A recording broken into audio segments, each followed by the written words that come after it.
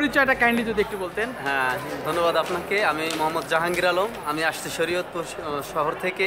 আমি বিকেনগর public high স্কুলের প্রতিনিধি হয়ে এসেছি। আচ্ছা, এখানে প্রতিনিধি হয়ে আসছেন যে কথাটা বললেন, অর্থাৎ এখানে আসলে আপনি কোন প্রোগ্রামে আসছেন? আসলে এটা বলা এক কথায় বলা যাবে কিনা আমি জানি না। আমরা দীর্ঘদিন প্রতীক্ষায় ছিলাম এই দিনটার জন্য।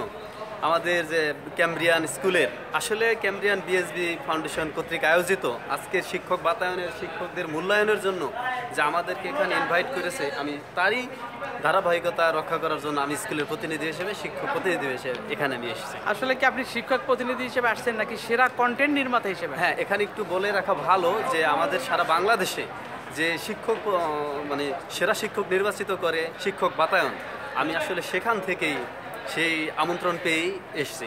এবং এটার জন্য শুধু আমি না, আমি মনে করি বাংলাদেশে যে আজকে 207 জনকে আমন্ত্রণ করছে এই ক্যামব্রিয়ান, তারই একজন আমি এখানে। আচ্ছা, তো সর্বোপরি এরা আপনাকে কিভাবে সম্মানিত করেছে? আসলে এখানে প্রশংসা করতে হয় যে প্রথমে আমাদের ওভার ফোনে জানানো হয়, তারপরে আমাদের শিক্ষক বাতায়নে অনেক লেখালেখি হয়েছে আজকে আসার জন্য, এবং ফেসবুকে, এবং আমাদের মেসেজ পাঠানো হয়েছে, খুদে বার্তার মাধ্যমে জানা হয়েছে, এবং পার্সোনালি আমাদের যে ক্যামব্রিয়ান যাকে আমরা যার দ্বারা চিনি এবং এই শিক্ষক বাতায়নে আমাকে যে ইনভলভ করছে সেই ক্যামব্রিয়ান হাসান হাফিজুর রহমান স্যার, তিনি আমাকে ওভার ফোনে ফোন দিয়েছেন এবং বাতায়নে বলেছেন এবং খুদে বার্তা নিজে পাঠিয়েছেন, এবং তারই ধারাবাহিকতা নিয়ে। আপনাকে আসলে এরা কি কি অ্যাওয়ার্ড দিয়েছে? এটা যে আমি দেখছি যে এটা একটা বিএসবি ফাউন্ডেশন অ্যাওয়ার্ড প্রোগ্রাম, সেই অ্যাওয়ার্ডের অংশ হিসেবে আপনি কি অ্যাওয়ার্ড পেয়েছেন? আসলে অ্যাওয়ার্ড বলতে আমরা যেটা পুরস্কৃত বুঝি, আমি মনে করি সেটাকে সম্মানটা বড় জিনিস। কি দিয়ে এলো, মানে কি দিল, উপকরণটা কি, সেটার থেকে আমার সম্মানটা বড়।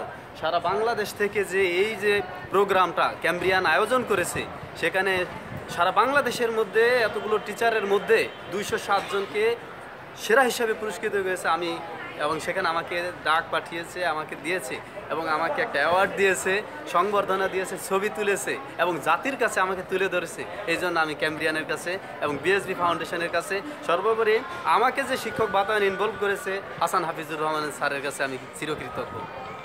আচ্ছা, আপনার এই সামগ্রিকভাবে অনুষ্ঠানটি কেমন লেগেছে যদি একটু বলতেন? অনুষ্ঠানটা যদি এক কথায় বলতে হয়, আমাদের যে প্রাপ্তিটা ছিল তার থেকেও আমরা বেশি পেয়েছি।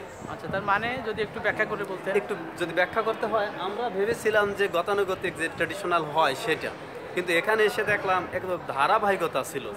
শুরু থেকে শেষ পর্যন্ত আমাদের মন্ত্রী মহোদয় আসলেন, উদ্বোধন করলেন, প্রত্যেকটা সেগমেন্ট কেমন। সবচেয়ে বেশি আকর্ষণীয় আপনার কাছে কোনটি মনে হয়? আমার সবচেয়ে আকর্ষণীয় ভালো লেগেছে যে অন্যান্য স্কুলে বা বিভিন্ন প্রোগ্রামে গেলে দেখি যে বিশৃঙ্খলা হয়, কিন্তু এখানে দেখলাম যে আপনাদের স্কুলের ছাত্রছাত্রীরা কি সুন্দর নিজেরা গাইড দিয়েছে।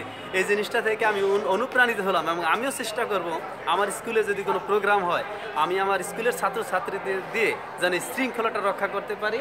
এবং আর একটা ভালো লেগেছে সেটা হয়েছে যে বাচ্চাদের দিয়ে আপনারা যে পারফরমেন্স করালেন, এই একটা ভালো লেগেছে। আপনাদের ডিনারের আয়োজনটা কোনো বিশৃঙ্খলা ছিল না। আচ্ছা, অনুষ্ঠানের মধ্যে এখানে কি কোনো ভিডিও বা অডিও বা কোনো প্রেজেন্টেশন দেখিয়েছে কি? হ্যাঁ হ্যাঁ হ্যাঁ, খুব দেখিয়েছে। এই প্রেজেন্টেশন থেকে আপনি আসলে কি নতুন কিছু পেয়েছেন? জি, একটা জিনিস আমি না বললেই নয়, আমি অবাক হলাম, মুগ্ধ হলাম।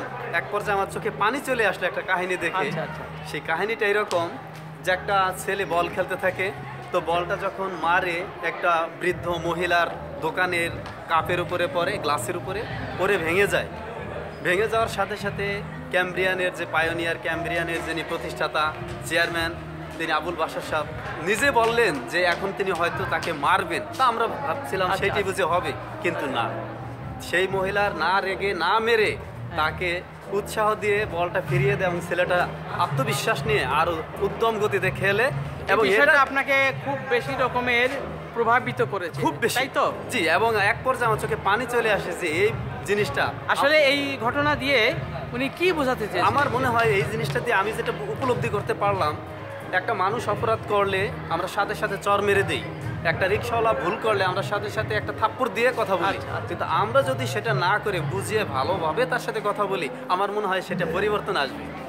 তো আফটার অল প্রোগ্রাম আপনার খুব ভালো লেগেছে? হ্যাঁ, এক কথায় আমি অসাধারণ ভালো লেগেছে। এবং এই প্রোগ্রামের মতো আমি শুনেছি যে প্রতি প্রতিষ্ঠানটি দিন দিন ভালো ভালো কাজ করে এবং ডিজিটালাইজড করার চেষ্টা করে প্রধানমন্ত্রীর নেতৃত্বে। প্রধানমন্ত্রী আপনি কি মনে করেন যে ধরনের প্রোগ্রাম আরো বেশি হওয়া প্রয়োজন? হ্যাঁ, আমি এটা মনে করি, মনে প্রাণে বিশ্বাস করি এবং দোয়া করি যেন এইরকম প্রোগ্রাম আরো হয়। আর আমার মতো যে সব শিক্ষক এখানে অংশগ্রহণ করতে পেরেছে আর যারা পারে নাই তাদেরও যেন সুযোগ দেওয়া হয়, মানে তারা যেন তাদের যোগ্যতা দিয়ে এখানে আসতে পারে সেই দোয়া। স্যার, আপনার এই চমৎকার সাক্ষাৎকার দেওয়ার জন্য আপনাকে আমার পক্ষ থেকে অসংখ্য ধন্যবাদ। ধন্যবাদ আপনাকে, ধন্যবাদ ক্যাম্পিয়ানকে।